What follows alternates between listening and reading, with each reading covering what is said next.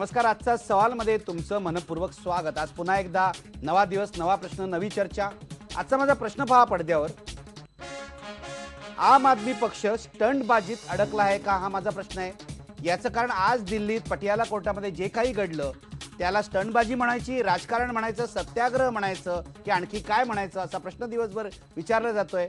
अरविंद केजरीवाल नितीन गडकरींच्या अब्रुनुकसानीच्या खटल्यामध्ये तिथे गेले होते. ते आरोपी आहेत, त्यांच्यावरच हा खटला आहे आणि त्यांना बेल दिला, जामीन दिला कोर्टाने. तो घ्यायला त्यांनी नकार दिला आणि नंतर जे काय झालं त्यांना न्यायालयीन कोठडीमध्ये तिहारमध्ये पाठवण्यात आलं, सत्याग्रह करण्यात आला, लाठीमार झाला, पोलिसांनी सगळ्या निदर्शकांना हाताला धरून बाजूला केलं वगैरे वगैरे. ही दृश्य आपण दिवसभर पडद्यावर पाहत आहोत. याला काही स्टंट म्हणायचं की आणखी काय म्हणायचं, हा माझा प्रश्न आहे.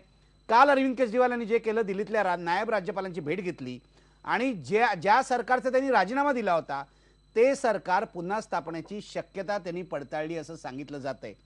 याबाबत आम आदमी पक्षात सुद्धा मतभेद आहेत. आम आदमी पक्षाचे प्रशांत भूषण, योगेंद्र यादव यांच्यासारखे नेते या सगळ्या चालीच्या विरोधात होते, पण केजरीवाल यांनी हे रेटून दिलं. शेवटी आज त्यांना जाहीर करावं लागलं की अशा प्रकारे आम्ही सरकार स्थापन करणार नाही, आम्ही निवडणुकीला सामोरे जाणार आहोत. केजरीवाल करतायत काय? निवडणुकीतल्या पराभवामुळे दिशाहीन झाले आहेत का? आम आदमी पक्षाची विश्वासार्हता कमी होते आहे का? या सर्व मुद्द्यांवर मला चर्चा करायची आहे. माझ्या सोबत आहेत नामवंत पाहुणे. माझ्या सोबत आहेत अंजली दमानिया, आम आदमी पक्षाच्या नेत्या. माझ्या सोबत आहेत माझ्या स्टुडिओमध्ये अतुल भाटकळकर. माझ्या सोबत आहेत माझ्या स्टुडिओमध्ये आम आदमी पक्षाचे दुसरे एक नेते अजित सावंत. माझ्या सोबत आहेत पुण्याहून अभिनेते पटकथाकार गिरीश कुलकर्णी. गिरीश कुलकर्णींनी आम आदमी पक्षासाठी यावेळेला आपुलकीने प्रचार केला होता. त्यांना आता काय वाटते हे मला विचारायचं आहे.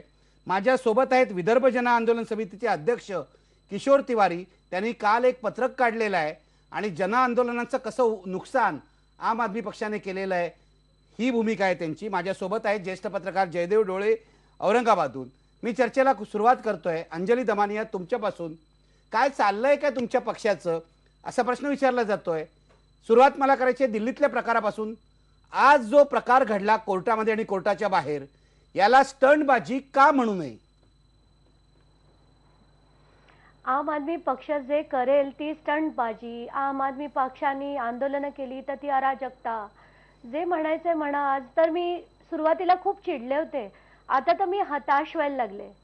कारण असं वाटतं की हा देश म्हणजे खरंच या देशाचं दुर्दैव आहे आपल्या, की जो भ्रष्टाचाराविरुद्ध आज माणूस लढतोय तो आज तिहार जेलमध्ये, आणि जो भ्रष्टाचार करून एवढा सोकावलाय तो माणूस इतका बिनधास्तपणे, म्हणजे त्याला जनाची नाही आज मनाची लाज सुद्धा उरली नाहीये. मला दुःख होतं हे सांगताना की एवढे भ्रष्ट असलेले नितीन गडकरी. वागळे, तुम्ही मला सांगा, तुमच्या IBN लोकमतनी, आशिष जाधवनी, NDTVनी, टाइम्स नावनी, हेडलाईन्स टुडेनी, तुम्ही म्हणाल त्या चॅनलनी पूर्ती घोटाळ्यात किती घोटाळा झाला, कसे घोटाळे केले गेले, शेल कंपनीज कशा होत्या, सगळा भ्रष्टाचार तुम्ही सगळ्यांनी स्वतः तुम्ही उघडकीस आणला. आम्ही नाही उघडकीला आणला, आम्ही नाही उघडकीला आणला. मला तुम्हाला स्पष्ट करायचं आहे. मीडिया ऐकून घ्या जरा, ऐकून घ्या. अंजली दमानिया, आम्ही उघडकीला आणलेला नाही, आम्ही दाखवला. आम्ही प्रत्यक्ष घटनास्थळी जाऊन काय काय म्हटलंय दाखवलं. आरोप तुमचे होते, अनेक नेत्यांचे आरोप होते, आम्ही सगळं दाखवलं. एक मिनिट, मला आता तुम्हाला एकतर्फी नाही बोलू देणार मी. भ्रष्टाचाराचा आरोप होता, बरोबर आहे. भ्रष्टाचाराचा आरोप अजून सिद्ध झालेला नाही, त्याचा खटला कोर्टामध्ये आहे. अब्रुनुकसानीचा दावा केलाय नितीन गडकरींनी. आणि आज तुमचे अरविंद केजरीवाल जे भ्रष्टाचार विरुद्ध लढतायत असं तुम्ही म्हणताय आणि या देशातल्या जनतेला दोष देताय. ते भ्रष्टाचाराचा आरोप केला म्हणून तिहार तुरुंगात नाही गेलेत, त्यांनी कोर्टाची एक प्रक्रिया पाळायला नकार दिला म्हणून गेलेले आहेत. मला सांगा अनेक खटले आम्ही पाहिलेले आहेत. जामीन हे नॉर्मल आहे, नॉर्मली जामीन दिला जातो. अशा प्रकारे न्यायाधीशाचं डिस्क्रिशन असतं. हा स्टंट करायची गरज काय होती? बागळे, मला हेच सांगायचं होतं तुम्हाला. आज कोर्टात जे झालं हे त्याची सुरुवात कुठे झाली? अरविंदनी जेव्हा लिस्ट काढली की हे जेवढे भ्रष्ट लोक आहेत त्यांच्या विरुद्ध आम्ही निवडणूक लढणार, त्यांच्यापैकी 4-5 लोकांनी जाऊन डिफेमेशनची केस केली. त्यापैकी नितीन गडकरी एक होते. आधीच्या 4 ठिकाणी आम्ही अंडरटेकिंग लिहून दिलं होतं. अंडरटेकिंग कोणी आणि कोण आहेत? अरविंद केजरीवाल दिल्लीचे एक CM आहेत. ते काही गुंड नाही आहेत, ते काही मवाली नाही आहेत, त्यांनी कुठली हिनियस क्राईम केलेला नाहीये, मर्डरर, रेपिस्ट, अंडरवर्ल्ड डॉन नाही आहेत. त्यांनी काय सांगितलं कोर्टात की मी एक अंडरटेकिंग लिहून द्यायला तयार आहे की कोर्ट जेव्हा मला बोलवेल तेव्हा मी तिथे हजर राहीन, आणि हे त्यांनी 4 वेळा आधी केलेलं आहे. पण त्यांचं हे मान्य झालं नाही. त्यांना 10,000 रुपयाचा बेल बॉन्ड घेण्याचा बरोबर आहे. भाग अंजली पाडला दमानिया, तुम्हाला आणि हे माहिती आहे सगळ्यांना का? पूर्णपणे माहिती अंजली होतं. दमानिया, कोर्टामध्ये जो एक बेल मिनिट, द्या, मला ऐकून एक घ्या जरा. महत्त्वाचा मुद्दा तुम्हाला द्यायचा. किंवा अरविंद केजरीवालला एक माहिती आहे का की एकाच प्रकारच्या केसेस 4 कोर्टात असल्या तरी हा न्यायाधीशाच्या मर्जीवर अवलंबून राहतं, डिस्क्रिशनवर. मर्जी हा शब्द बरोबर नाही, डिस्क्रिशन हा इंग्रजी म्हणूनच मी शब्द आहे. म्हणते. डिस्क्रिशनवर अवलंबून राहतं. मिनिट. मग 10,000 रुपयाचा बेल दिला होता, तो भरायला काय हरकत होती? हे सिंपल प्रोसिजर आहे ज्याचं स्टंट मध्ये रूपांतर केलं जात आहे असा आरोप होतोय. एकच मिनिट, मला जो महत्वाचा मुद्दा करायचा आहे, त्याच मॅजिस्ट्रेटला जेव्हा पिंकी आनंद म्हणतात की आमचे नितीन गडकरी उपस्थित राहू शकणार नाहीत, त्यांचा ऍब्सन्सचा ते प्ली देतात, तो ऍक्सेप्ट होतो. म्हणजे नितीन गडकरी ज्यांच्या एवढ्या फेमला धक्का बसणार होता, ज्यांच्या रेप्युटेशनला धक्का बसणार होता, ते कोर्टात गैरहजर राहिले तर ते मॅजिस्ट्रेटला चालणार आहे. नाही अंजली दमानिया, एक undertaking मिनिट. लिहून आम आदमी देणाऱ्या- पक्षाचे नेते इतके भोळसट किंवा इतके अज्ञानी आहे ते मला कळत नाही. नितीन गडकरी हे तक्रारदार आहेत. तक्रारदाराच्या उपस्थितीपेक्षा आरोपीची उपस्थिती जास्त महत्वाची असते. तुम्हाला कायदा माहित नाही अंजली दमानिया, तुम्ही मला कायदा सांगू नका. महाराष्ट्रातल्या देशातल्या अनेक कोर्टात मी गेलेलो आहे. हे तुम्ही न्यायाधीशांवर आरोप करताय, हे फारच दुर्दैवी आहे. अर्थ नाही. नाही बोलून देतोय मी तुम्हाला. इतके दिवस ज्या पक्षाला 2%, 2.5% मतं मिळाली त्यांना मी बोलू दिलेलं आहे. What is going on? काय चाललंय? म्हणजे तुम्ही असं आहे, न्यायाधीशांवर आरोप करणार, तुम्ही गडकरींवर आरोप करणार, तुम्ही प्रक्रियेसाठी थांबणार नाही. काय चाललंय हे? बागडे, आज तुम्ही काय बोलताय मला याचा मी व्यवस्थित बोलतोय, हे लक्षात ठेवा. आणि तुम्ही जे करताय ना, आपल्याला हे तपासायचंय. बघा आता तुमचे सहानुभूतीदार किती कमी होत आहेत. काय तुम्ही मला सांगा, प्रशांत भूषण यांना कायदा माहिती नाही तुम्ही म्हणताय?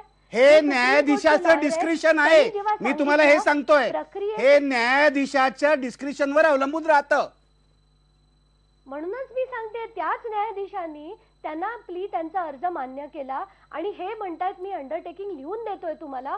त्यांनी नाही मान्य केलं, नाही मान्य केलं. तुम्ही भरायला लावू नका. तुम्हाला न्यायाधीशावर आरोप करायचा आहे का? तर त्यांनी तर ते म्हणे ठीक आहे, मी माझ्या अर्थाने मी हिनियस क्राईम केलेलं नाहीये, मी बॉन्ड भरून देणार नाही, मला जेलमध्ये टाकायचंय तर टाका. त्यांनी जर जेलमध्ये टाकलं तर त्याला तुम्ही काय म्हणाल? स्टंटबाजी.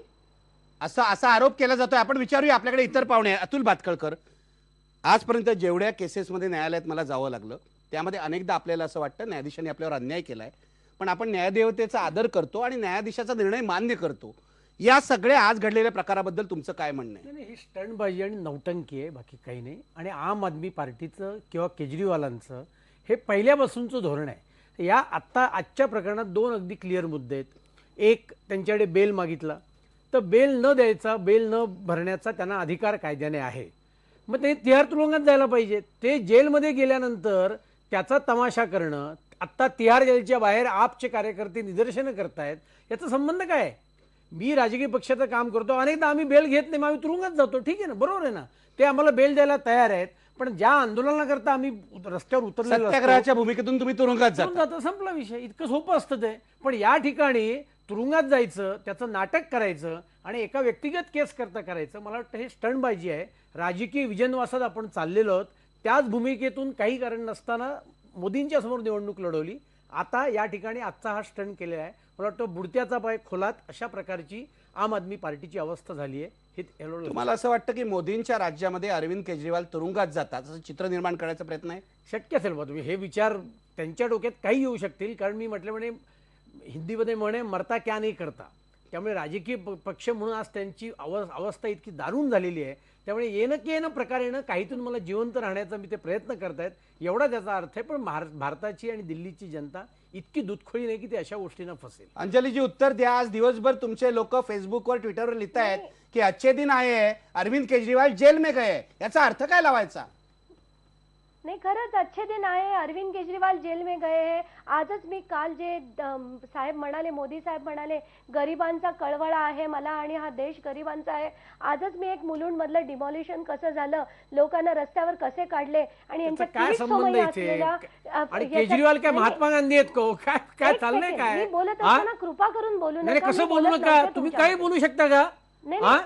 तुम्ही एक मिनिट प्रच्छन्नपणे मला या बोलू द्या ना देशामध्ये आपण. 30-30 वर्ष काम नाही, करणाऱ्या तुमच्यामध्ये मी सार्वजनिक बोलू वावरणाऱ्या शकते, मग ती लोकांना चर्चा होत नाही. भ्रष्टाचारी म्हणणार हा वाटखळकर, जे तुम्ही नरेंद्र बोलून मोदी द्या, मी 13 बोलते वर्ष नंतर. एका राज्याचे मुख्यमंत्री आहेत त्यांच्याही आजही 8x8 खोलीत राहते मतदानाला जाताना रिक्षाने जाते अशा लोकांना तुम्ही पत्र काढून भ्रष्टाचारी म्हणणार मी सांगू ते धोरण आणि आम्ही बांधू ते तोरण अशा प्रकारची भूमिका तुम्ही घेणार आता तुम्ही न्यायाधीशाला सुद्धा मान्य करायला तयार नाहीत तुम्ही शहरी नक्षलवादी आहात ही जी लोकांची भूमिका आहे हीच भूमिका तुम्ही तुमच्या वागण्याने सिद्ध करताय लक्षात घ्या ठीक आहे, उत्तर द्या. अंजली दमानी उत्तर द्या. नाही, मला उत्तर द्यायचंच नाहीये कारण हा प्रश्न मला विचारला होता तुम्ही आणि त्यांना इतका वेळ तुम्ही बोलून कसं दिलात या गोष्टीचा अंजली दमानी तुम्ही मला हे सांगू नका कोणाला किती वेळ बोलू द्यायचं.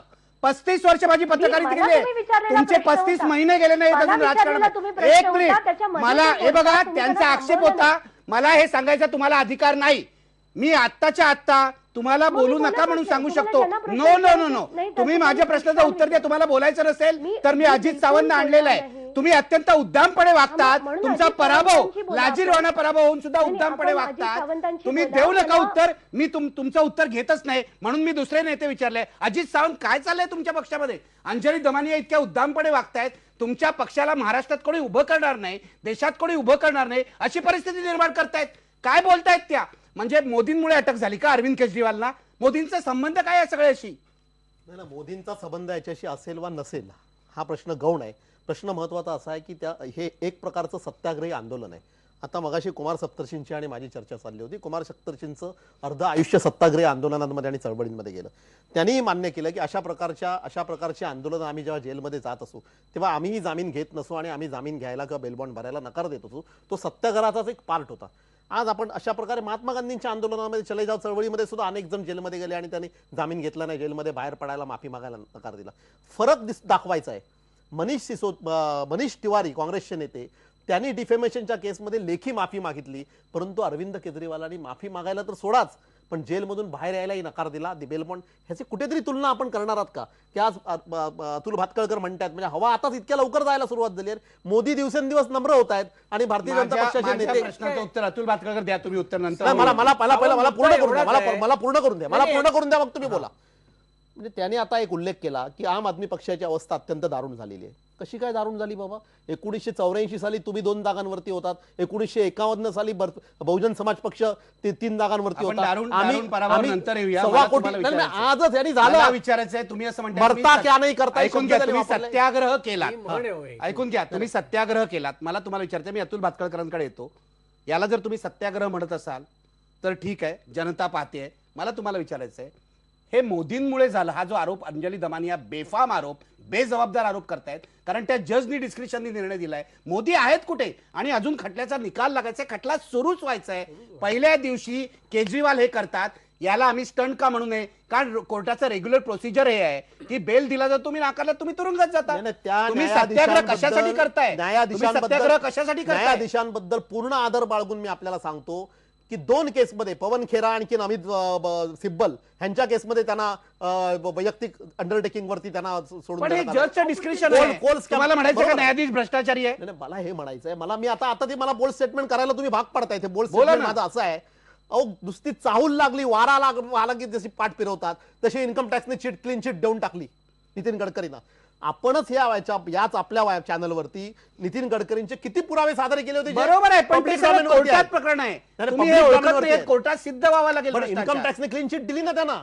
इन्कम टॅक्सने क्लीन चिट दिली त्याच्यावर तुम्ही कोर्टात जाऊ शकता ना नाही म्हणजेच काय मला काय म्हणायचं माझं माझा म्हणणं आहे मुद्दा हा आम आहे. आदमी पक्ष जे ठरलेले नियम आहेत कोर्टात जाणं कोर्टात त्याला चॅलेंज करणं हे का नाही करत रस्त्यावर येऊन तिहार तुरुंगाबाहेर जो तमाशा आम आदमी पक्षाने आज केला तो कशासाठी नाही, ती केला कार्यकर्त्यांची उत्स्फूर्त प्रतिक्रिया आहे कसली ती उत्स्फूर्त कार्यकर्ते- प्रतिक्रिया? आपल्या- 50 कार्यकर्त्यांची? आपल्या नेत्याला चुकीच्या पद्धतीने जर तिहार जेलमध्ये डांबून ठेवणार असेल एखाद्या गुंडांच्या टोळीच्या प्रमुखासारखा तर निश्चितपणे कार्यकर्त्यांना राग येणे स्वाभाविक आहे गुंडांच्या ज्यांनी बेल स्वतःहून नाकारलाय त्याला तुरुंगातच जावं लागतं नाहीतर बेल घ्यावा लागतो नाही, पण ते अंडरटेकिंग अरविंद केजरीवालनी हे स्वखुशीने केलेलं आहे अरविंद केजरीवालनी हे स्वकुशीने केलंय. आणि सत्याग्रह असेल तर गांधीजी असं म्हणाले होते, जो सत्याग्रही असतो तो शिक्षा हसत मुखाने भोगतो. त्याच्यासाठी हे बाहेर येऊन असे तमाशे नाही होत. असं हे शेतकरी आंदोलन 87 साली भारतीय जनता पार्टीने केलं. गोपीनाथ मुंडे 21 दिवस तुरुंगात होते, त्यांनी बेल नाकारला, ते तुरुंगात गेले. बेल घेण्याचा अर्थ काय असतो की मी जे कृत्य केलं ते चुकीचं केलं, हा त्याचा बेल एक प्रकारचा मान्यता हे असतो. बेल नाकारला. राम कापसे ते 21 दिवस कल्याणचे अंधारवाडी तुरुंगात होते, त्यात काय विशेष आहे? म्हणजे बेल न घेण्या इथपर्यंत ती स्टंटबाजी नव्हती आपल्याला मान्य आहे. मान्य ना, कोण काय इथपर्यंत मान्य म्हणतंय? आहे. तुम्ही कोर्टात अहो, जे तुमचेच काही लोक- 2 मिनिटं अजित सावंत, म्हणून सुरुवातीलाच मी म्हटलं ना, मुद्दा असा आहे, कोर्टाने तुम्हाला सांगितलं तुम्ही बेल घ्या, तुम्ही कोर्टाच्या बाहेर जा, जेव्हा पुढची तारीख असेल त्या दिवशी तुम्ही कोर्टात या. हे सामान्य प्रोसिजर आहे. तुम्हाला कायद्याने बेल नाकारण्याचा अधिकार आहे का? तो आहे. तुम्ही तो नाकारलात, त्यामुळे तुम्ही ठीक आहे, तुरुंगात मला- गेलात. मला ही तुम्ही चर्चा तिहार आहे. जेल बाहेर निदर्शन करता, कोर्टात तमाशा करता, याचा काय संबंध आहे? मला ही हा मुद्दा चर्चा आहे अधिक यातला खरा. व्यापक करायची आहे. मला गिरीश कुलकर्णींना या चर्चेत आणायचंय. हा सगळा प्रकार घडला, गिरीश कुलकर्णी याबद्दलही तुम्ही तुमचं मत सांगा. पण हा सगळा प्रकार घडला त्याआधी अरविंद केजरीवाल काल दिल्लीच्या राज्यपालांकडे गेले, नायब राज्यपालांकडे, आणि त्यांनी ही शक्यता आजमावली की पुन्हा एकदा आपल्याला सरकार स्थापन करता येतंय का. काँग्रेसने सांगितलं होतं आम्ही पाठिंबा देणार नाही, तरी सुद्धा त्यांनी ते केलं. लोकांना हे अनैतिक वाटतंय, अनेकांनी हा आरोप केलाय, हे अनैतिक आहे, निवडणुका घ्यायला हवात. एकूण अरविंद केजरीवाल आणि त्यांच्या पक्षाचं जे काही चाललंय त्याबद्दल तुमचं काय म्हणणं आहे? सर्वप्रथम माझी ओळख करून देताना तुम्ही सांगितलं की मी प्रचार करण्यासाठी गेलो होतो, तर ते पूर्णतः वैयक्तिक कारणासाठी गेलो होतो. कारण नंदू माधव आपल्या सगळ्यांना माहिती आहेत की ते उभे होते आणि ते माझे फार जवळचे मित्र आहेत आणि त्यांच्या एकंदरीतच सगळ्या सार्वजनिक आणि खाजगी सगळ्याच चारित्र्याबद्दल मला पूर्णतः माहिती असल्यामुळे एक चांगला सज्जन माणूस आणि ज्याला खरोखरी समाजाबद्दल कळकळ आहे असा जर उभा राहतो आहे आणि ज्याला कुठलंही धनदांडग्यांचं बॅकिंग नाही, पाठिंबा नाही, असा माणूस उभा राहतोय, ह्या एका निखळ त्याच्या धाडसाला पाठिंबा देण्याच्या मिशानं मी मित्र म्हणून तिथे गेलो आणि मी त्या व्यासपीठावर, राजकीय व्यासपीठावरही हे सांगितलं की मी कुठल्याही राजकीय विचारधारेशी संलग्न होऊ इच्छित नाही, कारण मी कलाकार आहे आणि मला माझं स्वातंत्र्य जपावंसं वाटतं. हवेवर हा माणूस स्वच्छ आहे एवढंच मी म्हणतो, म्हणून तुम्ही याला मत द्या, कारण मला त्याच्याबद्दल गॅरंटी आहे. इतरांबद्दल मी काही बोलू इच्छित नाही, कारण मला गॅरंटी नाही. तर तेच मला आज म्हणावंसं वाटतं की आम आदमी पक्षाचा एक ऑब्झर्व्हर किंवा मी आम आदमीच एका परीने, जसं आता ही सगळी टीव्हीवरती जणू काही मी चर्चा पाहतोय अशाच मिशाने मी इथं बसलोय, कारण अनेक गोष्टींमधल्या यातल्या मी काही अधिकारी पुरुष नाही आणि त्याबद्दल बोलू शकणार नाही.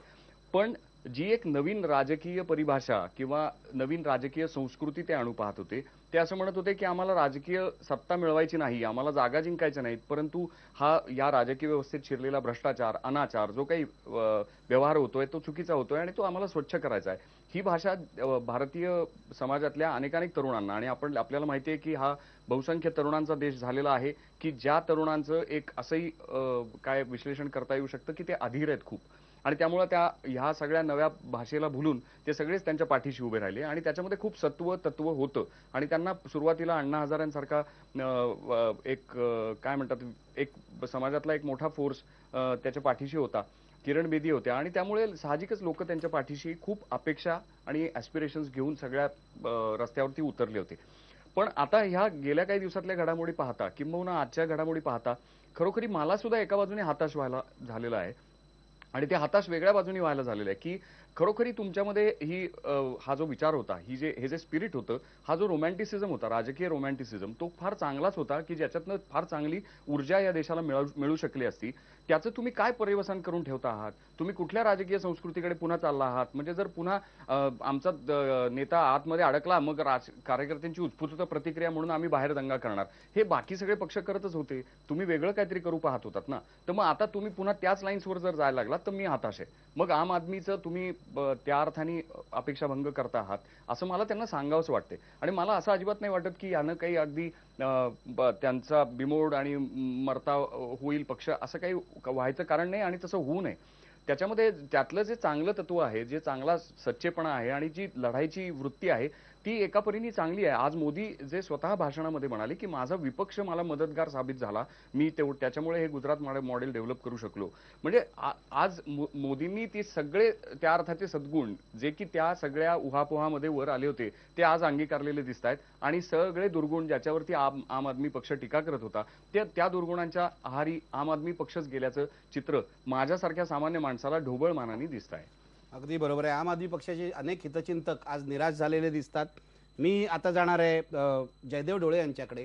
जयदेव डोळे पहिल्यापासून या पक्षाची वाटचाल बघतायत. जयदेव डोळे, ज्या घटना घडतायत, काल अरविंद केजरीवाल यांनी नायब राज्यपालांची भेट घेतली, आज हे झालेलं आहे, आणि एकूण आम आदमी पक्षाच्या पराभवानंतर जी परिस्थिती या पक्षात निर्माण झालेली आहे, कसं पाहताय तुम्ही याकडे? आज ती जी प्रेस कॉन्फरन्स घेतली अरविंद केजरीवालांनी, तेव्हा ते काय जुने नेहमीचे ओळखीचे अरविंद केजरीवाल वाटले नाहीत. आजचा त्यांचा चेहरा अत्यंत तणावपूर्ण होता. मनात काहीतरी प्रचंड खळबळ चालली आहे आणि खूप दडपण घेतलं या माणसानं असं सारखं वाटत होतं. एरवीचा खेळकर, उत्फुल्ल आणि आत्मविश्वास त्यांच्या चेहऱ्यावर दिसत नव्हता. उघड आहे, कालच्या घडामोडींचं दडपण त्यांच्यावर आलेलं असेल. पण आजचा जो निर्णय आहे तो मात्र पूर्ण राजकीय डावपेचांचा भाग आहे. तो गांधीयन फिलॉसॉफी आणि गांधीयन टॅक्टिक मधला प्रकार आहे. उघड आहे की जामीन घ्यायचा की नाही घ्यायचा हा त्यांचा वैयक्तिक प्रश्न होता आणि त्यांनी तो जामीन घेतला नाही, तो धुडकावला आणि त्याप्रमाणे ते तुरुंगात गेले. ठीक आहे, त्याच्याविषयी माध्यमांनी जेवढी दखल घेतली तेवढी घ्यायला पाहिजे होती. कार्यकर्त्यांनी विनाकारण न्यायाधीशांविरुद्ध आणि न्यायसंस्थेविरुद्ध गदारोळ करायला नको होता. आता ह्याच्यामध्ये 23 तारखेपर्यंत त्यांना कैद दिलेली आहे. 23 तारखेलाही जेव्हा ते मोकळे येतील आणि पुन्हा कोर्टासमोर येतील तेव्हा त्यांनी जामीन पुन्हा नाकारावा आणि नंतर जेवढी शिक्षा दिली ती त्यांनी भोगली पाहिजे. म्हणजे आता विधानसभेच्या निवडणुकीत 29% मते मिळाली आणि लोकसभेच्या निवडणुकीत 33% मतं मिळाली. ह्याचा अर्थ त्यांच्या वर्तणुकीवर कोणी नाराज झालेलं नाहीये. 4% मतं जास्त झालेली आहेत. तर तेवढी 4% म्हणजे एकूण 33% दिल्लीतल्या मतदारांचं मत त्यांच्या पाठीशी असल्यामुळे ते थोडासा धोका घेत आहेत. आणि म्हणून त्यांनी या भूमिकेचं, या गांधीयन फिलॉसॉफीचं धोरण सातत्यपूर्ण असं पुढे न्यावं की 23 तारखेला जर त्यांनी जामीन स्वीकारला तर मग तो त्यांचा स्टंट होता हे सिद्ध होईल. तो स्टंट नाही, ती आयडिओलॉजिकल भांडण आहे. कारण बेल बॉन्ड देत असताना मी सद्वर्तन करीन, मी पुन्हा असं काही करणार नाही असं लिहून द्यावं लागतं. आणि प्रशांत भूषणांचं हे म्हणणं होतं की ही पॉलिटिकल केस आहे, ही क्रिमिनल केस नाहीये आणि पॉलिटिक्समध्ये आरोप प्रत्यारोप चालूच असतात. त्याच्यामुळे हा जो प्रकार आहे तो आम्ही सत्याग्रहाच्या दृष्टीनं आणि सिव्हिल डिसओबिडियन्सच्या म्हणजे सविनय कायदेभंगाच्या तत्वानं हे आम्ही सगळं करतो आहोत.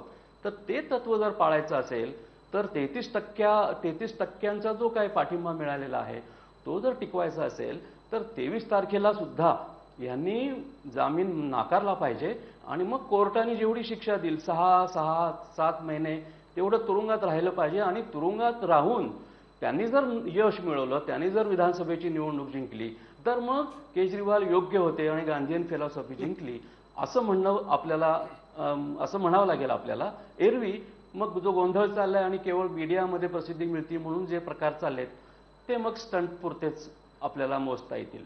अजित सावंत, मला ब्रेक घ्यायचा आहे, पण ते काय म्हणताय तुम्ही नीट ऐकताय. 23 तारखेला काय होईल हे महत्वाचं आहे. दुसरी गोष्ट म्हणजे आता असं स्पष्ट दिसतंय दिल्लीमध्ये विधानसभा निवडणूक जर झाली तर आम आदमी पक्ष हरणार. 33% मतं ते म्हणतात तुमची आहेत, पण त्या पलीकडे जाऊन भाजपची मतं जी आहेत ती 45% झालेली आहेत. त्यामुळे भाजप जिंकणार. किरण बेदीना जर भाजपने मुख्यमंत्री पदाचा उमेदवार केलं तर भाजपला फायदा होणार हे दिसल्यामुळे तुमचा पक्ष हे स्टंट करतोय असं म्हटलं जात आहे. तुम्ही उत्तर द्या. नाही, मुळातच हा स्टंटबाजीचा आरोप चुकीचा आहे. मी मगाशीच आपल्याला स्पष्ट केलं. दिल्लीमध्ये जे काय 49 दिवसामध्ये 60 वर्ष तुम्ही सहन केलं. 49 दिवसाच्या त्या सरकारने जो आपला राजीनामा एका विशिष्ट तत्वाच्या आधारावर दिला. ठीक आहे, चूक झाली असेल, त्या चुकीची आम्ही माफी मागितली. लोकांच्या अपेक्षा होत्या, आम्ही रेफरंडम घ्यायला पाहिजे होता राजीनामा देताना, तो घेतला नाही. पक्षाचे ज्येष्ठ नेते योगेंद्र यादव, काल तुमच्या पक्षाने सरकार पुन्हा स्थापन करण्याचे प्रयत्न केले. ही ढोंगबाजी नाही का? त्यांनी संधी साधूपणा नाही सरकार स्थापन करण्याचे प्रयत्न नाही केले. त्यांनी हे सांगितलं की 1 आठवड्याची मुदत द्या, त्या 1 आठवड्यात लोकांचं म्हणणं जाणून घेण्याचा खोटेपणा आहे केजरीवालांचा. केजरीवाल स्वतःला भातकळकर हे काय चाललं होतं काल दिल्लीमध्ये? म्हणजे तुम्ही संधी साधूपणाचा कहर करताय आणि स्वतःला प्रामाणिक म्हणताय. तुम्ही राज्यपालांकडे गेलातच का? तुम्ही सत्ता सोडली आहे ना, तुमची चूक झाली आहे ना, मग इलेक्शन होणं महत्वाचं आहे, तुम्ही राज्यपालांकडे गेलातच का? नाही, रेफरंडम घेण्याचा अधिकार आहे ना. रेफरंडम हा आमच्या पक्षामध्ये मुख्य पाया आहे. राज्यपालांकडे तुम्ही असं सांगितलं तुम्ही विधानसभा भंग करू नका, तातडीने भंग करू नका, 1 आठवड्याची मुदत द्या हे सांगितलं त्यांनी की त्या 1 आठवड्यात आम्ही जरा पण भंग याच्या विरुद्ध प्ली घेऊन सुप्रीम कोर्टात गेला होतात. प्रशांत भूषणच वकील होते. तुम्ही तिथे म्हणत होता इलेक्शन घ्या. आता हे बदललं. हा संधी साधूपणा नाही, राजकीय संधी साधूपणा म्हणायचं नाही याला.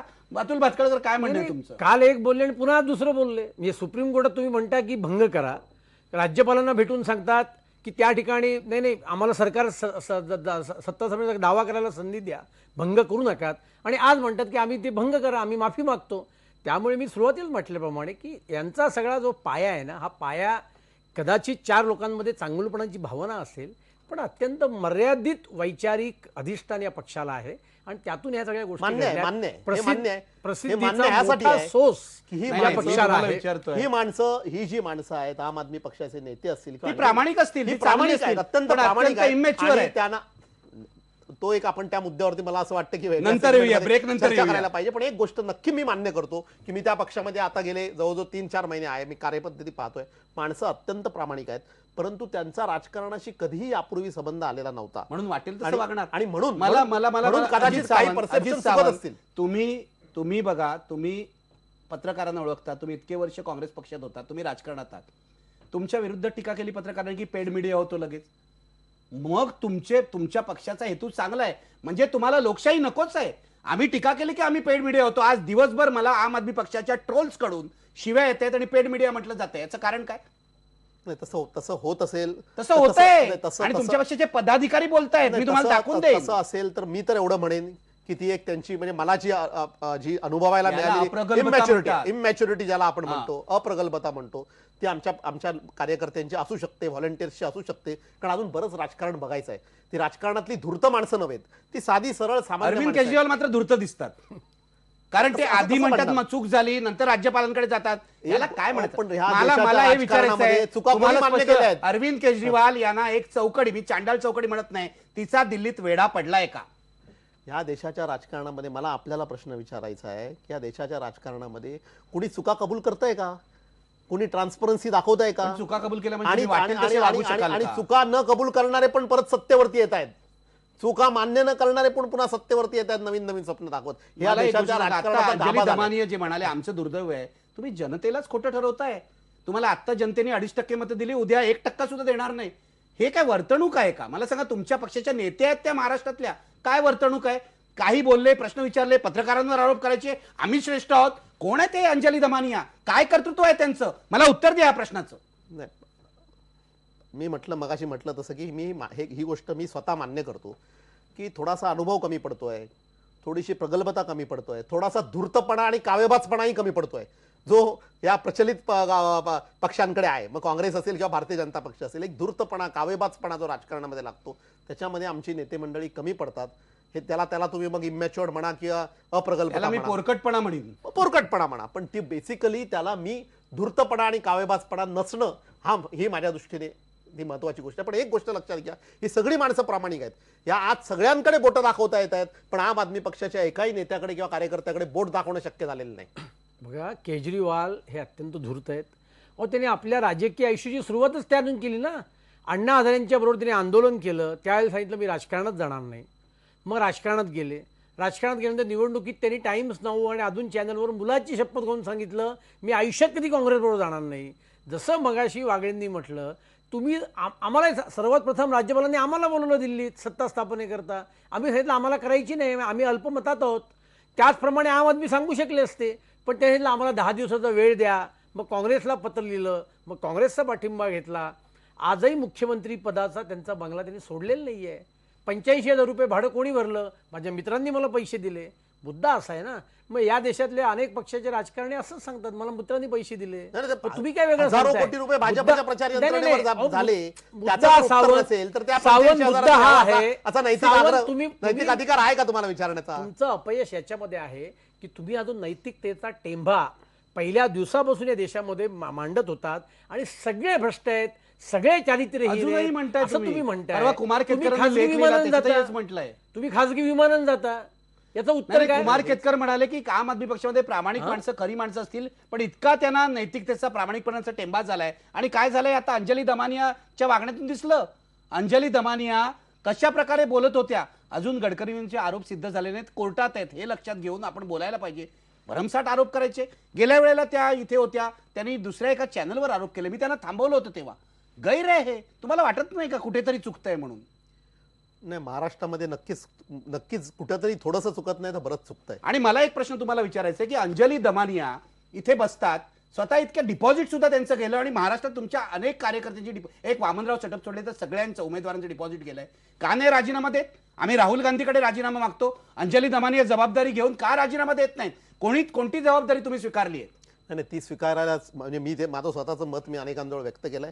माझ्याकडेही अनेक कार्यकर्त्यांनी मांडलंय की ह्याच्याबद्दलचं इंट्रोस्पेक्शन झालं पाहिजे आणि ज्यांची ही जबाबदारी होती हा पक्ष महाराष्ट्रामध्ये उभं करण्याचं, त्यांनी मला असं वाटतं की बराचदा म्हणजे माझा स्वतःचा अनुभव पण तोच आलाय की त्यांच्या मनामधली असलेली असुरक्षिततेची भावना असेल किंवा आणखीन काय त्यांना आपला पक्ष ताब्यात ठेवण्याचा, म्हणजे मी एकट्या अंजली दमानियांबद्दल बोलत नाही की ज्यांनी आज महाराष्ट्रामध्ये आम आदमी पक्षाच्या एकंदर राजकारणावरती ताबा मिळवलेला आहे, अशा मंडळींना बाहेरून आलेले लोक त्यांच्याकडे बाहेरून आलेले आहेत, ते करप्ट आहेत का अशा शंकेने बघणं, त्यांचा योग्य उपयोग तुम्हाला करून असं न म्हणायचं आहे घेणं. की तुमचं महाराष्ट्रातलं जे नेतृत्व आहे, मी नावं घेतो, अंजली दमानिया असेल किंवा मयांक गांधी असतील किंवा आणखीन कोणी असेल, हे फेल गेलंय, पूर्णपणे अपयशी ठरलंय? जर आम्ही हे म्हणतो किंवा इतर सगळ्यांवरती इतर पक्षांमध्ये टीका होते की महाराष्ट्र राज्याचे मुख्यमंत्री फेल गेले आहेत, महाराष्ट्रामधले काँग्रेसचे प्रदेशाध्यक्ष फेल गेले आहेत, मनसेचे प्रमुख राज ठाकरे फेल गेले आहेत, हे जर खरं असेल तर आमच्या महाराष्ट्रातल्या पक्षाचं नेतृत्व सुद्धा त्यांनी आपली योग्य तऱ्हेने जबाबदारी पार पाडली आहे का ह्याचं आत्मपरीक्षण करण्याची जबाबदारी हे माझं त्यांनी जबाबदारी स्वीकारली पाहिजे असं तुम्हाला वाटतं? आत्मपरीक्षण पहिल्यांदा केलं पाहिजे. कार्यकर्त्यांची मतं जाणून घेतली पाहिजे. आज व्हॉट्सअपवर बघा, व्हॉट्सअपवर कार्यकर्त्यांचे इतके मेसेजेस येत आहेत. मला सांगा, पराभव झाल्यापासून म्हणजे 16 तारखेपासून आजपर्यंत तुमच्या पक्षाची कोणती बैठक नाही झाली? माझ्याबरोबर तर माझ्यासारख्या माणसाबरोबर तर संपर्कही नाही झाला. एखादा दूरध्वनीवरनं एखाद्याने चर्चाही नाही केली, बोललाही नाही किंवा काही नाही, ही माझी ठीक अवस्था आहे. आहे. अंजली दमानिया हे उत्तर द्यायला असते तर बरं झालं असतं, पण त्या गेलेल्या आहेत, त्या चिडून गेलेल्या आहेत. राजकीय नेत्यांनी कसं वागू नये याचं प्रदर्शन करून त्या गेलेल्या आहेत. अडचणीचे प्रश्न आले की इतर पक्षाचे नेते चिडतात असं त्या म्हणत होत्या. तुम्ही चिडता हे विसरू नका. ब्रेकपूर्वी मी प्रश्न बघतो, आम आदमी पक्ष स्टंटबाजीत अडकला आहे का? बघा पडद्यावर. 77% लोक म्हणतात होय, आम आदमी पक्ष स्टंटबाजीत अडकलाय.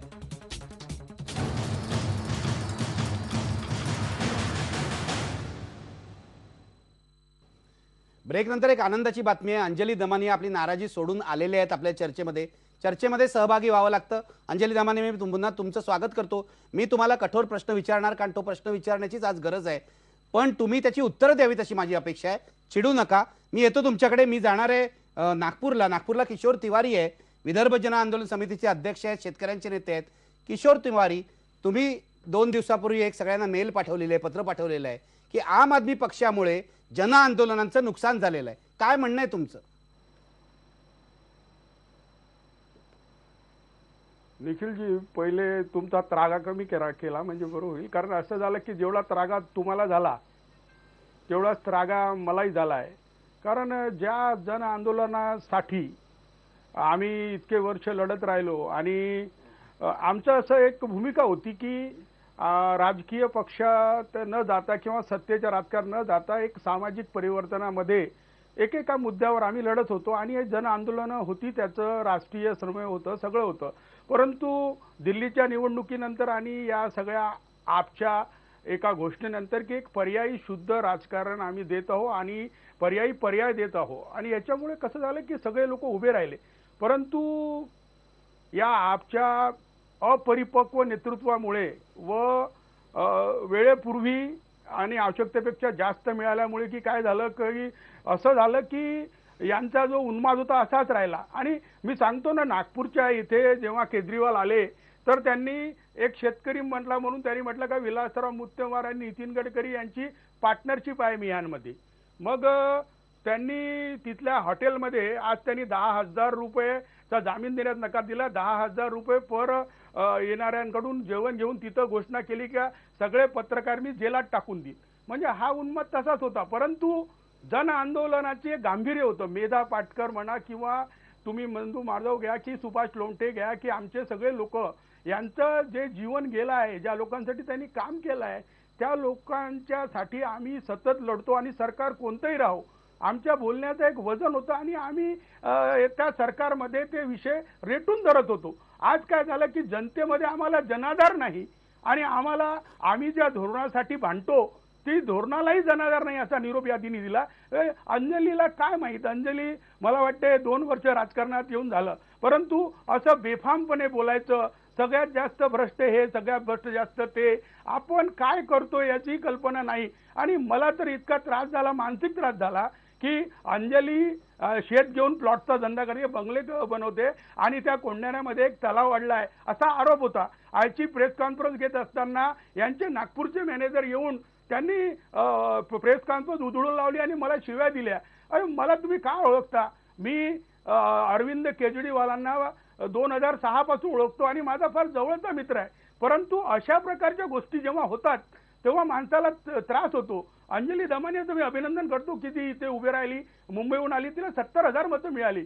परंतु आपण काय बोलतोय, आपण कोणावर आरोप करतोय? आज यांनी ज्या डिफॉर्मेशनचा दावा आहे त्याला राजकीय म्हणतात. हा डिफॉर्मेशन दावा राजकीय नाही आणि हजारो वेळा आम्ही बाउंड लिहून बाहेर आलो आहे. परंतु असं नसते. परंतु तिथे सुद्धा मनीष सिसोदिया म्हणत होते की नितीन गडकरी चोर आहे, हे म्हणावं लागलं तर मी 100 वेळा जेलात जाऊ. आज अंजली दमानिया यांच्यावरही खोटे आरोप करून केसेस सुरू आहेत आणि त्या कोर्टात हजर झाल्या नाही म्हणून त्यांना हजर राहावं लागलं. तसंच अरविंद केजरीवाल 3 वेळा हजर राहिले नाही म्हणून त्यांना आज बाउंड लिहायला लागला. आणि अंडरटेकिंग CRPC मध्ये नाही, ज्या लोकांनी अंडरटेकिंग मध्ये त्यांना सोडलं होतं ते लोकही पुढे अडचणीत येतील. आता कसं आहे की तुम्ही स्टंटबाजी वगैरे मी म्हणणार नाही, परंतु माझा जो मुद्दा आहे की जन आंदोलन करणाऱ्या प्रामाणिक कार्यकर्त्यांना यांनी उभं केलं आणि हव्यात सोडून दिलं आणि त्याचा रिझल्ट असं झाला की नंदू माधव किंवा सुभाष जुमटर 5,000-6,000 मतं, ललित बाबर सारख्या माणसाला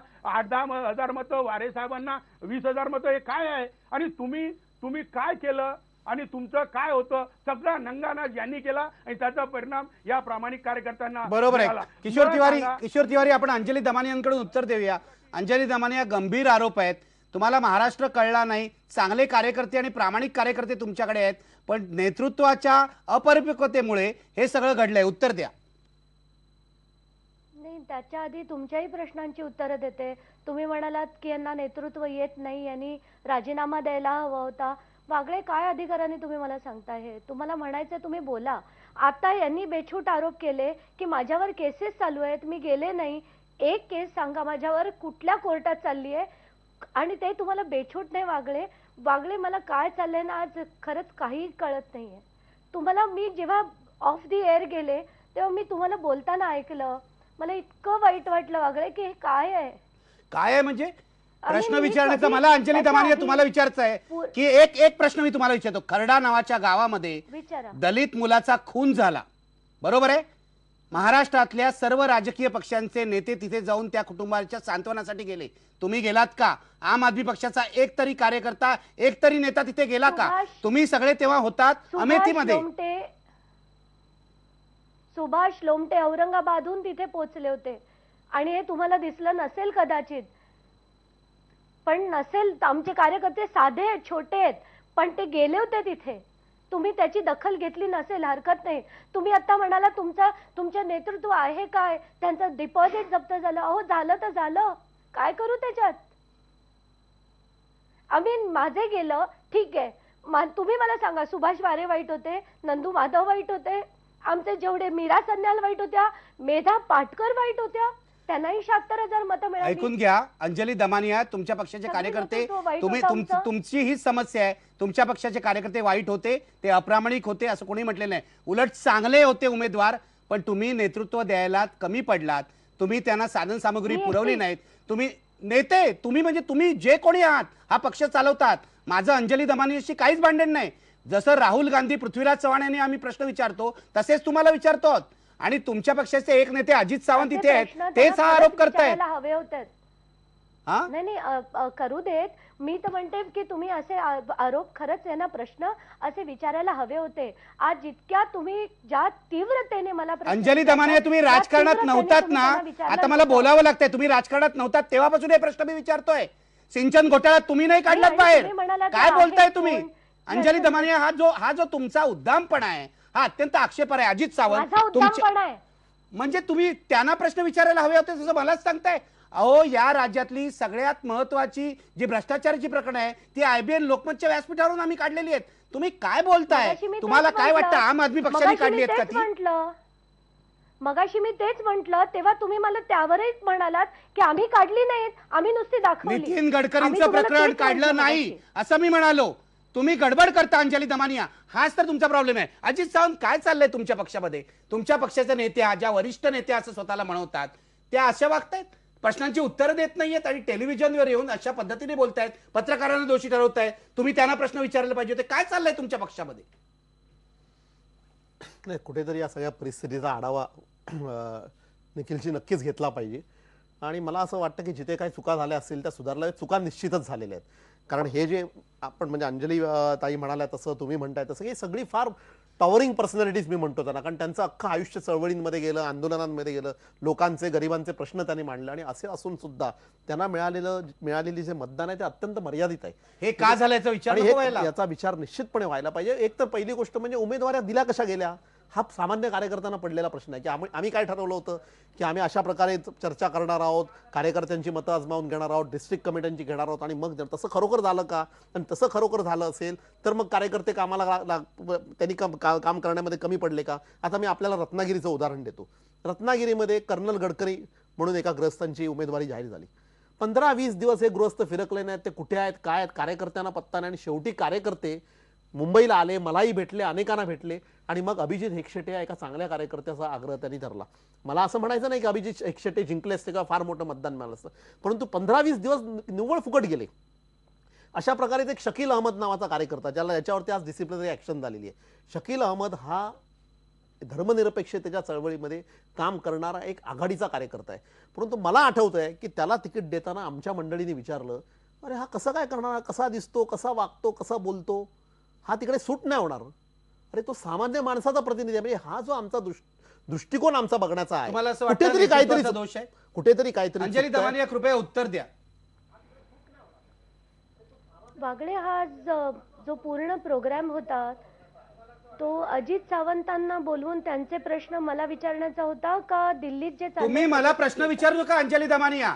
अजित सावंत तुमच्या पक्षाचे नेते आहेत. तुमच्या पक्षातले 2 आवाज मी प्रश्न दाखवतोय. मला हवी ती उत्तरं देणार.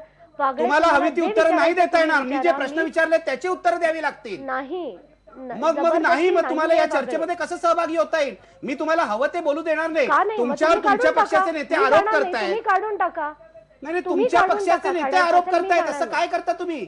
तुमच्या पक्षाचे नेते अजित सावंत तुमच्यावर आरोप करतायत, त्यांना उत्तर द्या.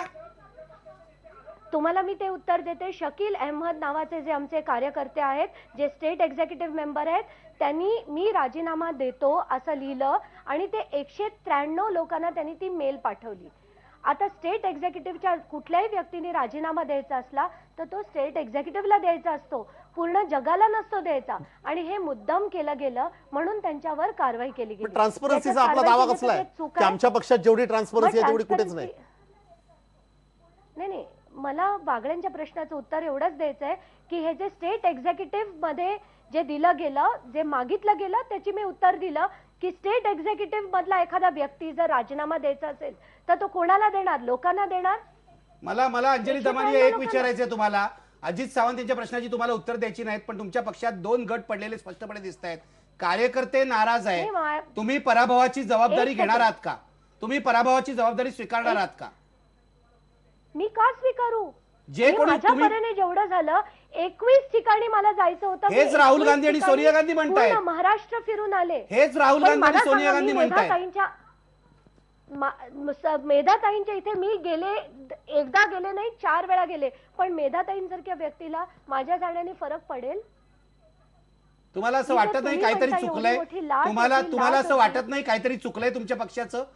उमेदवार बात वाटत नाहीये. ठीक आमचा आहे. सत्तेसाठी कधीही लढा नव्हता. आमचा लढा आहे तो भ्रष्टाचाराविरुद्ध आहे. आणि ठीक आहे. तो भ्रष्ट आहे, तो भ्रष्ट आहे आणि तो भ्रष्ट राहणार. ठीक आहे, मी आज तुम्हाला काही विचारू इच्छित नाही, कारण विधानसभा निवडणुका लवकरच येणार आहे. तुम्हाला जर असं वाटत असेल तुमच्या पक्षाच्या कोणत्याच चुका झाल्या नाहीत तर मला काही म्हणायचं नाही. अतुल भातखळकर, आपण सतत चर्चा करतोय गेले 4 दिवस. तुम्हाला विजय मिळालाय, बरोबर आहे, पण राजकीय पक्षांमध्ये ही जी प्रवृत्ती दिसते की आम्ही आत्मपरीक्षण करणार नाही, आम आदमी पक्षात तीच दिसते. काय म्हणाल त्याबद्दल? नाही, ही बहुसंख्य पक्षामध्ये आहे, भारतीय जनता पार्टीत नाही आहे. म्हणजे 84ला आम्हाला 2 जागा मिळाल्या असं मग अशी अजित सावंत बोलले, ते खरं आहे. पण त्याच्यानंतर पक्षाने मोठ्या प्रमाणावर आत्मचिंतन केलं आणि पक्षाने अनेक रेक्टिफाय मेजर्स त्या संदर्भात उचलले. इव्हन 2004च्या आमच्या पराभवानंतर सुद्धा पक्षाने आत्मचिंतन केलं, पक्षाने आपल्या नेतृत्वात बदल केले. त्यामुळे भारतीय जनता पार्टी हाच खरा डेमोक्रेटिक पक्ष आहे. प्रॉब्लेम काँग्रेसचा असेल किंवा अजित सावंतना पटत नाहीये. नाही नाही, त्यांना नसू दे पटू दे, पण मुद्दा असा आहे ना की तुमच्याकडे नेतृत्व निर्माण करण्याची काय सिस्टीम आहे. आता इतक्या लवकर त्यांच्यावर आरोप झाले की चार लोकांचा तिकडे कोंडाळ आहे. म्हणजे हे अजित सावंत आरोप करतात अशातला भाग नाही आहे. सायदा इल्मींनी आरोप केलेले आहेत, त्याच्या आधी सुभाष उपाध्यायांनी आरोप केले, त्याच्या आधी अनेक लोकांनी आरोप केले. मुळात या पक्षाला कुठलं स्वरूप आहे. देशाचे राष्ट्रीय प्रश्न आहेत, देशाचे आर्थिक प्रश्न आहेत. म्हणजे हा असा जगातला एकमेव पक्ष आहे की एकाच वेळेला या पक्षाचे उमेदवार एकीकडे मेधा पाटकर आहेत आणि एकीकडे मीरा संन्याल आहेत. म्हणजे दोघे व्यक्तिगतरित्या आपापल्या स्तरावर अत्यंत तुमचं चांगले असं आहेत. म्हणणं वैचारिक गोंधळ सुद्धा आहे. वैचारिक गोंधळ आहे, संघटनात्मक बांधणी नाही. भटकळकर साहेब, मी एवढं आपल्याला नक्की सांगतो की ही सगळी प्रामाणिक माणसं भ्रष्टाचाराविरुद्धची लढाई तीव्र करण्याच्या स्पर्धेत आहेत. ही कुठल्या सत्तेच्या स्पर्धेत नाही, हे लक्षात घ्या. तुम्ही नाही, नाही. हाच फरक भारतीय जनता पक्ष, काँग्रेस आणि आम आदमी पक्षात आहेत. वेगळं हे माणसं पुन्हा प्रामाणिक आहेत आणि पुन्हा- यांना व्यवस्था बदलायची. तुम्ही त्यात पुन्हा- आम्ही जास्तीत जास्त चांगलं काम कसं करू शकतो याची स्पर्धा असं आहे, एकमेकांमध्ये, कुठली सत्ता हा मिळवण्याची जो- स्पर्धा नाही. हा जो नैतिक अहंगंड आहे ना की फक्त आम्हीच प्रामाणिक आहोत आणि अन्य सर्व राजकीय पक्षातले नेते किंवा कार्यकर्ते अप्रामाणिक आहेत, हा नैतिक अहंगंडाने तुम्ही बरोबर आहे. पछाडलाय. अजित सावंत, हा आणि मुद्दा- त्याच्या तुमच्या पराभवाचं सर्वात मोठं कारण हे आहे. नैतिक ज्या अहंगंड. पद्धतीने तुम्ही कोणावरही आरोप करता. अहो, प्रत्येकाचं राजकीय जीवनातलं आयुष्य ना तुम्ही नाही, आणि- काँग्रेससारख्या आणि मुळात पक्षामध्ये मुद्दा आहात. असा आहे, अजित सावंत तुम्ही काँग्रेसमध्ये काँग्रेसमध्ये होता सुद्धा म्हणजे तुम्ही चांगले भ्रष्टाचारी होतात बरोबर का? आहे. नव्हतात ना. असं तुम्ही जर म्हणतात, मी स्वतः जाहीरपणे सांगतो की तुम्ही काँग्रेस पक्षातल्या भ्रष्टाचाराविरोधात लढलात, त्याची किंमत तुम्हाला मोजायला लागली. नाही, नाही. मला म्हणायचं आरोप जे नितीन गडकरी गेले 15-20 वर्ष कुठल्याही एक्झिक्युटिव्ह पॉवरमध्ये नाहीत, त्यांच्यावर तुम्ही बेलगामपणे भ्रष्टाचाराचे आरोप करता. तुम्ही यादी जाहीर करता भ्रष्टाचार आहे, हे सगळे भ्रष्टाचारी. कुठला पुरावा आहे? काय तुमच्याकडे मापदंड आहेत? कमाल झाली. लोकांचं आयुष्य 30-40 वर्ष राजकारणात चाललेले आहेत. हा नैतिक अहंगंडाने तुम्हाला पछाडलाय आणि त्यातून तुमची अवनती झाली, लक्षात घ्या तुम्ही. ठीक आहे, मी एक ब्रेक घेणार आहे आणि ब्रेक नंतर आम आदमी पक्षाचं भवितव्य काय, विशेषतः महाराष्ट्रातलं, कारण महाराष्ट्रातल्या विधानसभा निवडणुका येत आहेत आणि ह्याच नैतिक अहंगंडाने हा पक्ष जर पछाडलेला असेल, कोणतंच आत्मपरीक्षण करायला तयार नसेल, कारण अंजली दमानिया आणि त्यांचे नेते असं म्हणतात की आमचं काहीच चुकलेलं नाही, तर या पक्षाचं भवितव्य काय आहे हे मला सगळ्यांना विचारायचं आहे. ऐकायचं असेल तर ऐका, असं आपण या पक्षाच्या नेत्यांना सांगूया. कारण चर्चा जी होते, काँग्रेसबद्दल पण होते, आम आदमी पक्षाबद्दल होते, कम्युनिस्टांबद्दल होते, भाजपबद्दल होते. चिडायचं काही कारण नाहीये, जबाबदारी स्वीकारायला हवी. तुम्ही सार्वजनिक जीवनात आहात हे लक्षात घ्या. ब्रेकपूर्वी प्रश्न बघा, आम आदमी पक्ष स्टंटबाजीत अडकला आहे का? बघा पडद्यावर. 81% लोक म्हणतात होय, हा पक्ष स्टंटबाजीत अडकलाय.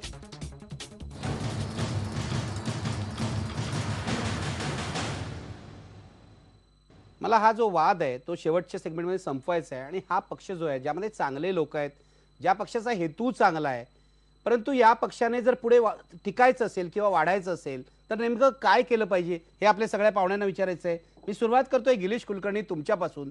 ज्या पक्षात प्रामाणिक माणसं आहे, व्यवस्था परिवर्तनाचा ज्यांचा हेतू आहे, ते राजकारणात चुकले तरी सुद्धा पुढे जाताना त्यांनी काहीतरी करायला पाहिजे, काहीतरी वेगळं करायला पाहिजे.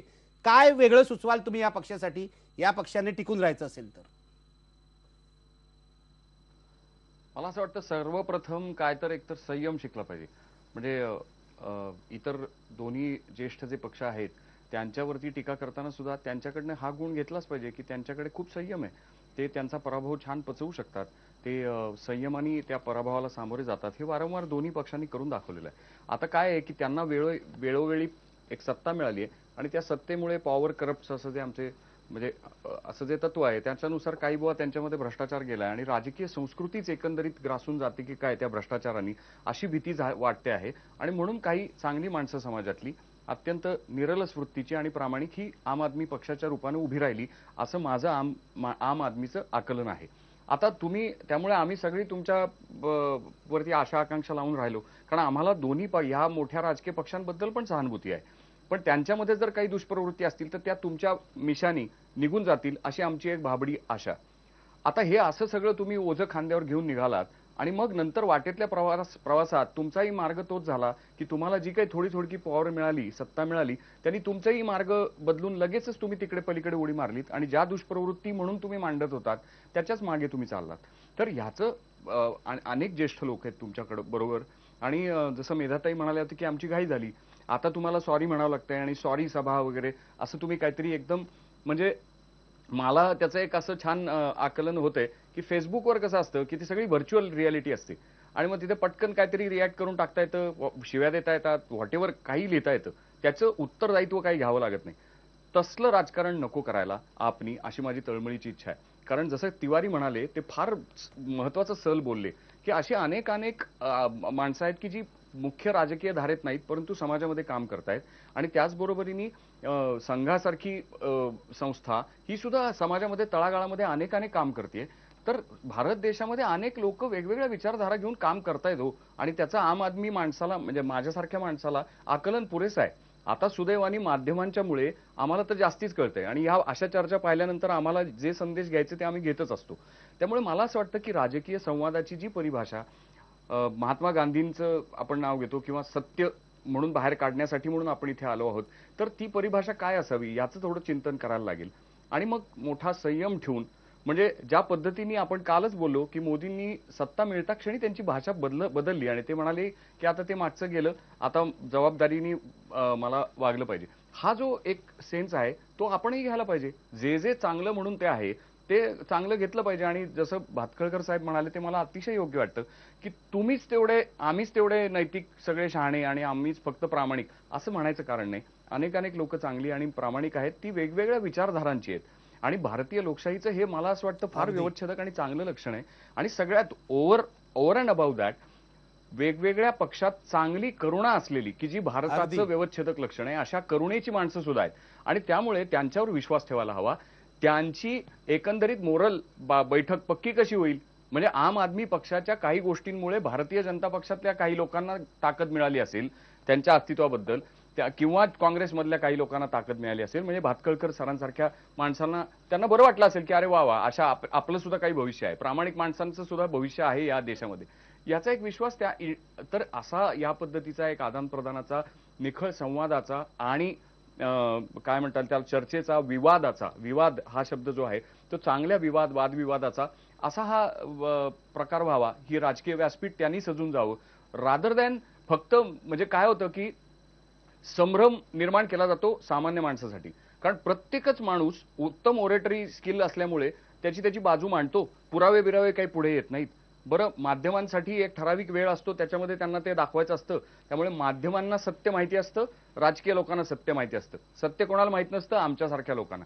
आणि मग आमच्यापर्यंत जे पोचतं ते आम्ही सोयीने अर्थ काढतो आणि त्याच्यानुसार आम्ही व्यक्त होतो. पण भारतीय आत्ता जे मतदान झालं त्याच्यामध्ये भारतीय समाजाचा एकंदरीत जो क्युम्युलेटिव्ह इंटेलेक्ट आहे किंवा राजकीय आकलन आहे ते खूप चांगलं आहे असंच मला म्हणावंसं वाटतं. त्याची या सगळ्या मंडळींनी थोडीशी नोंद ठेवावी आणि खरोखरी ही सगळी ज्येष्ठ आदरणीय प्रामाणिक माणसं जी आहेत त्यांचे प्रयत्न फलद्रूप व्हावेत आणि या देशाला जे सगळ्यांनी मिळून एकत्रित चांगलं स्वरूप द्यायचं आहे त्या कार्यात लागावं. कारण ही युवा शक्ती तिकडे गेली पाहिजे रादर दॅन फेसबुकवरती शिव्या देणं एकमेकाला. बरोबर आहे, तुम्ही खूपच नेमकेपणाने हे सगळं मांडलेलं आहे.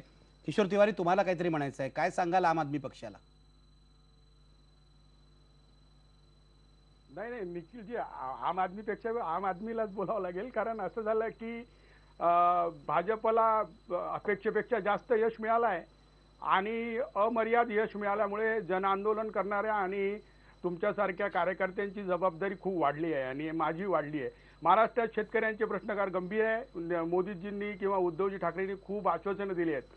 तर या सगळ्या कामाला लागलं पाहिजे आणि अंजलीनी सुद्धा ताईनी सुद्धा येऊन करायला पाहिजे. कारण पराजय आणि जय होत असतो परंतु लोकांचं कल्याणकारी राज्य निर्माण व्हावं आणि गरिबाचे प्रश्न सुटावे यासाठी प्रामाणिक प्रयत्न व्हावा. काँग्रेसच्या मध्येही काल मोदीजींनी म्हटलं की काँग्रेस सरकारने आपल्याला झेपेल तेवढं चांगलं काम केलं. आपण त्यांच्या कामातल्या तुटा काढून मोदीजींचा जो जाहीरनामा आहे त्यांच्यासाठी प्रामाणिकपणे प्रयत्न करू. ते करणार नसतील, आश्वासनं पूर्ण करणार नसतील तर जन आंदोलन करू. आणि मला वाटते आपनी जर सकारात्मक भूमिका घेतली तर जन आंदोलनाचे लोक सुद्धा सक्रिय राजकारणात चौकीदाराची भूमिका बजावू शकतात. परंतु फुकटच चारित्र्याचे आरोप करत राहणे, गौप्यस्फोट करण्याचे मीडियावर येण्यासाठी प्रयत्न करणे हे सगळं सोडून द्यायला पाहिजे. कारण सामाजिक जीवनात तुम्ही निराधाराचे कार्ड करा, अन्न सुरक्षा नाही मुंबईत नागपूरमध्ये 50% लोक ते कामं करा, राजीव गांधी जीवनदायी योजनेची कामं करा. तुम्हाला कामं खूप आहेत आणि लोक तुम्हाला भरभरून मतदान करतील जर तुम्ही सामान्यपणे तुमचा जो एक कलमी कार्यक्रम आहे दोषारोपण करण्यात तो सोडून दिला तर. आम आदमी पक्ष म्हणून नाही परंतु जन आंदोलन करणारे लोक जे सक्रिय राजकारणात गेले आहेत त्यांच्यासाठी तरी माझा हाच निरोप आहे की या सरकारवर आपण जन आंदोलनाचा दबाव निर्माण करून लोक कल्याणकारी निर्णय घेण्यास भाग पाडावं, कारण 5 वर्ष जनतेने त्यांना दिली आहे. म्हणून आता आपण त्यांच्याकडून हे कामं करून घ्यावी आणि अतुल सारखे प्रामाणिक लोक खूप आहेत तिथे, आणि आपण यांच्या सर्वांच्या माध्यमातून तुमच्यासारख्या निखिलजी तुमच्याकडे जबाबदारी खूप येणार आहे, यांच्या माध्यमातून आपण शेतकऱ्यांचे प्रश्न, ठीक आदिवासींचे आहे. प्रश्न आणि बेरोजगारांचे प्रश्न, कारण की किशोरजी तुमचा मुद्दा मोदींनी खूप किशोरजी तुमचा आशा मुद्दा पोचलेला आहे. अतुल भातखळकर, तुम्ही 80 सालपासून हा पक्ष भाजप बघितलेला आहे, तुम्ही त्याच्या पक्षामध्ये आहात. 1984 साली 2 जागा मिळाल्या होत्या आणि आज इतकं तुम्हाला बहुमत मिळालेलं आहे. काय पथ्य पाळली पाहिजेत नव्या पक्षांना? नाही, मुळामध्ये मी म्हटल्याप्रमाणे हा नैतिकतेचा अहंगंड सोडला खूपच कमी केला पाहिजे. एक दुसरी, तुमची काय वैचारिक भूमिका या देशातल्या प्रश्नांविषयी आहे. मग ते सामाजिक प्रश्न असतील, आर्थिक प्रश्न असतील आणि आपल्या देशातले राष्ट्रीयत्वाचे काही प्रश्न असतील, याची एक वैचारिक बांधिलकी, वैचारिक ढोबळमानांतरी भूमिका ठरवली पाहिजे. दुसरा मुद्दा. तिसरा मुद्दा, आर्थिक विषयावर तुमची मतं काय आहेत आणि त्याच्या आधारावर संघटन उभं करून जन आंदोलनं करण्याची आवश्यकता आहे. अटल बिहारी वाजपेयींनी 80 सालच्या भारतीय जनता पार्टीच्या पहिल्या अधिवेशनामध्ये त्रिसूत्री भारतीय जनता पार्टीच्या कार्यकर्त्यांना दिली होती, संघटना, संरचना आणि संघर्ष.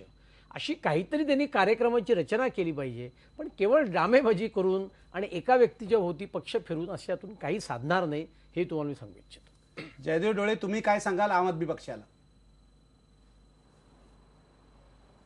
कसं आहे की भारतातले सर्व राजकीय पक्ष आणि विचार हे मध्यमवर्गीयांनी स्थापन केलेले. त्या वेळचा जो मध्यम वर्ग होता त्याचे संस्कार संघावर झाले, नक्षलवाद्यांवर झाले, गांधीवाद्यांवर झाले, समाजवाद्यांवर झाले, साम्यवाद्यांवर पण झाले.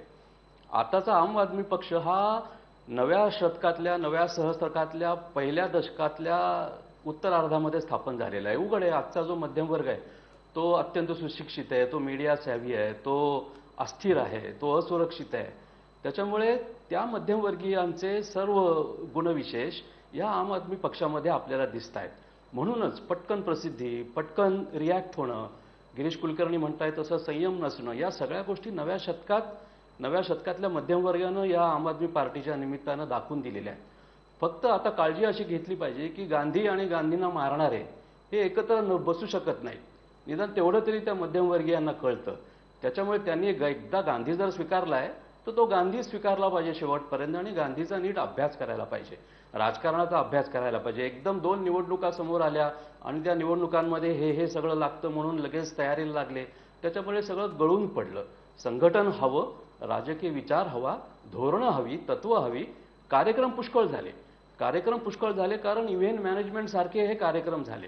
तर इव्हेंट मॅनेजमेंट सारखे कार्यक्रम न होता खरोखर वर्गीय चळवळी, जातीय चळवळी, विषमतेच्या विरुद्धच्या चळवळी, धर्मांधतेच्या विरुद्धच्या चळवळी, या सर्व राजकीय विचारांचा जर एक विचारपूर्वक आखणी करून जर कार्यक्रम आखला तरच तो पक्ष जिवंत राहू शकतो.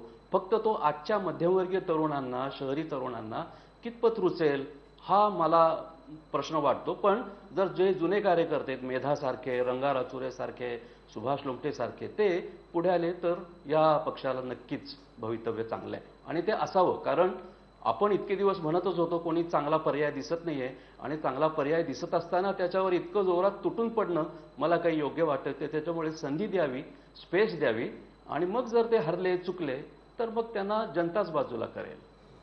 ठीक आहे, तुटून पडण्याचा प्रश्न नाही आहे. ज्यांना झोप लागली त्यांना जागं करण्याचा हा प्रश्न आहे. कारण वेळोवेळी भान द्यावं लागतं पत्रकारांना. अजित सावंत, तुम्हाला अनेक लोकांनी सल्ला दिलेला आहे आणि तुम्ही ज्येष्ठ राजकीय कार्यकर्ते आहात, काय म्हणाल? काँग्रेसला ज्या पद्धतीने झिडकारलेलं आहे जनतेने, आणि विरोधी पक्ष म्हणून सुद्धा त्यांना जागा मिळणार नाही या लोकशाही व्यवस्थेमध्ये, ह्याची तरतूद जनतेने करून ठेवलेली आहे. आणि अशा वेळेला आम आदमी पक्षाला फार मोठी संधी आहे.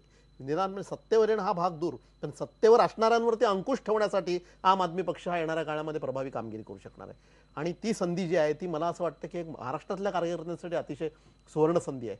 कारण महाराष्ट्रामध्ये कार्यकर्त्यांनी मी ज्या पद्धतीने त्यांना काम करताना पाहिलं ती एक अशी अभूतपूर्व अशी पद्धत होती. एका बाजूला कोट्यावधी रुपयांचा खर्च करणारे उमेदवार आणि दुसऱ्या बाजूला उमेदवाराचं डिपॉझिट भरण्यासाठी आपल्या खिशातून वर्गणी काढणारे आम आदमी पक्षाचे कार्यकर्ते, असं एक वेगळं चित्र बघायला मिळालं. एक वेगळी संस्कृती रुजते. परंतु आम आदमी पक्षाची संघटना याच्यासाठी सक्षम व्हायला पाहिजे, आणि ती सक्षम व्हायला पाहिजे असेल तर केवळ IIT, IIM, बिझनेसमन हे नेतृत्व करणार नाहीत, तर समाजातले सर्व घटक जे आहेत, मग अल्पसंख्य असतील, दलित असेल, कामगार असेल, मध्यमवर्गीय असेल, त्याचं प्रतिनिधित्व असणारा त्यांना आपलं वाटेल, केवळ इंग्लिश बोलणाऱ्यांना आपला वाटेल असा आम आदमी पक्ष नको, तर सामान्यांची भाषा बोलणारा आम आदमी पक्ष हा येणाऱ्या काळात बांधणं, हे जर काम आम्ही करू शकलो आणि तसं नेतृत्व जर आम आदमी पक्षाला आम्ही देऊ शकलो, तर मला असं वाटतं की जी मोठी पोकळी जी आहे आता येणाऱ्या काळात होणारी विरोधी पक्षाची, ती तर निश्चितपणे आम आदमी पक्ष भरून म्हणजे काढू आम शकेल. आदमी पक्षाला संधी आहे असं तुमचं म्हणणं आहे, फक्त नीट वागलं पाहिजे. अंजली दमानिया, शेवटी काय म्हणाल? नाही, मी इथे आलेल्या सगळ्याच पाहुण्यांचे आभार मानते की त्यांनी एवढ्या चांगल्या सजेशन्स आम्हाला दिलेले आहेत. त्यावर नक्कीच विचार करू आणि त्यात होईल तेवढ्या नक्कीच आम्ही अंमलात आणू, एवढंच मी सांगू शकते. बाकी मला काही बोलायचं नाही. आता फक्त जे म्हणाले प्रत्येक वर्गाचं सेगमेंटचं रिप्रेझेंटेशन पाहिजे, ते मुळात आहेच. आता सगळ्यात जास्त जर चळवळीचे लोक जर कुठल्या पक्षात असले तर ते आम आदमी पक्षातच आहेत.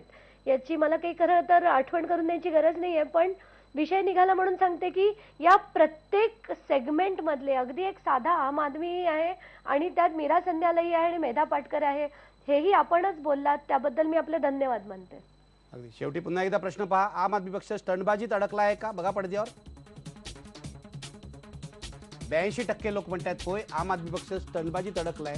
खरोखरच हा पक्ष जो आहे तो भारताच्या राजकीय व्यवस्थेमध्ये परिवर्तन करायला निघालेला आहे. हा पक्ष संपावा असं कुणालाच वाटत नाहीये, पण निवडणुकीच्या या सगळ्या मोसमामध्ये या पक्षाच्या डोक्यामध्ये हवा गेलेली आहे, नैतिकतेचा अहगंड झालेला आहे असं ज्येष्ठ मंडळीचं, कुमार केतकर सारख्या ज्येष्ठ पत्रकारांचं सुद्धा म्हणणं आहे. अतुल भातखळकरही तेच म्हणाले.